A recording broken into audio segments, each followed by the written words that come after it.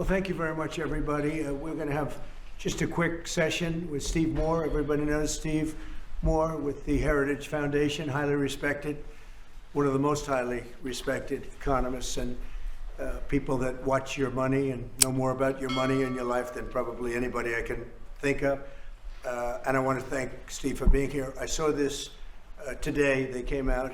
What he puts out gets a lot of coverage, and I saw some of them, and then he had a couple of others. And I'd like to ask Steve maybe to discuss a few of these numbers that were just released. I mean, literally just released.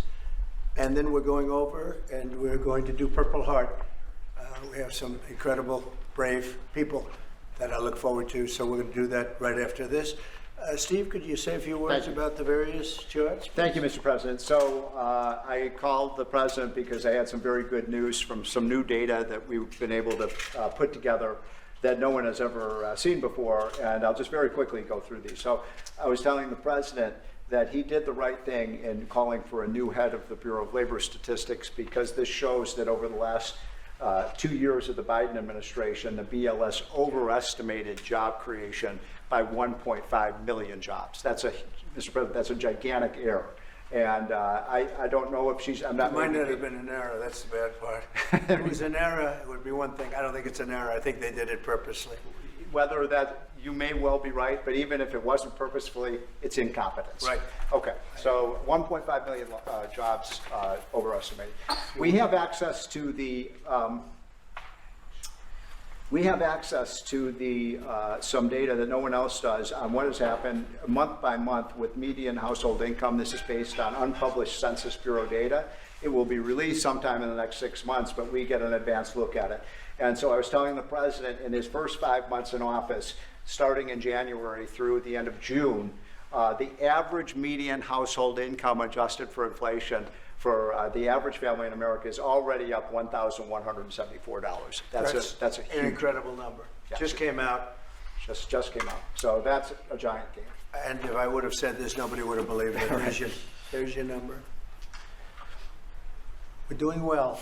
So the next one compares, we finally have the 2024 data on what happened with real family income in the United States.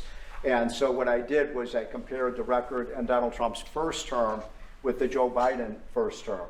And you can see that, by the way, these dotted lines here, Mr. President, that's COVID. So if it had not been for COVID, these numbers would have been substantially better. But even taking account President Trump's last year in 2020, we saw a $6,400 real after inflation gain in income for the average family. And that compares with Joe Biden, which was a measly $551. So, Mr. President, you gain 10 times more income for the average family than Joe Biden is because of your policies. And that's taken into consideration COVID, yep. Which a lot of times you don't have to do that, yeah, but I'm very glad you did. We were over almost 8,000 until. Look at that number. Yeah. Okay. So then we looked at which families did the best. And we have data from the Census Bureau that shows by income percentage. So the 25th percentile is the lowest income, 75th percentile is the highest income. And what I find fascinating about this, Mr. President, is every income group did better. The red is President Trump, the blue is President Biden. Every single income group did better under President Trump. But what's really amazing is look what happened under Biden. The lowest income group lost income under Biden. They were poor 4 years after Biden's presidency. No gain virtually whatsoever for the middle class. And the rich was the only group that did better under Biden, which is ironic because Biden keeps saying he was trying to get rid of income inequality. He made income inequality worse, not better. It was President Trump that reduced income inequality. These numbers just came out, by the way. Yep. And then finally, these are the numbers just I just showed you in percentage terms.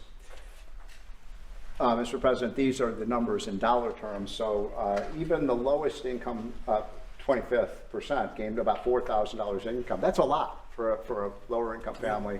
$6,400 for the middle class and almost $10,000 for the richest. So you can see every income group did better under Trump than Biden by a wide margin.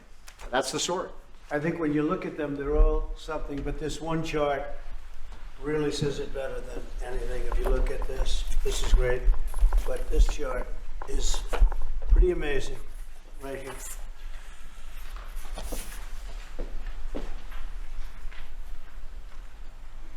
All new numbers.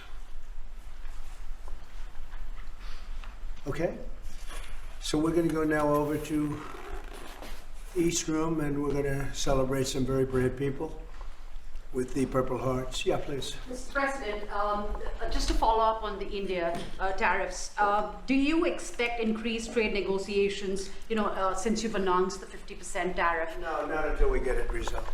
Mr. President, is your deadline for Vladimir Putin agreeing to a ceasefire still stand tomorrow, or is that fluid now that the talks Say it, what? Is your deadline still standing for Vladimir Putin to agree to a ceasefire tomorrow, or is that fluid now? It's going to be up to him. And do you, We're going to see what he has to say. It's going to be up to him. Very disappointed, yeah. do you have to meet with, does Putin have to meet with Zelensky in order and before you and Putin have to meet? Or are you No, no. Are you So hoping you're for? willing to, that's actually important because President Putin said this morning he was pretty dismissive of this idea of meeting with President Who was? Zelensky. President Putin was. I don't know. I didn't hear For you him. to meet with him, he doesn't have to agree to meet with Zelensky. Is that what you're saying?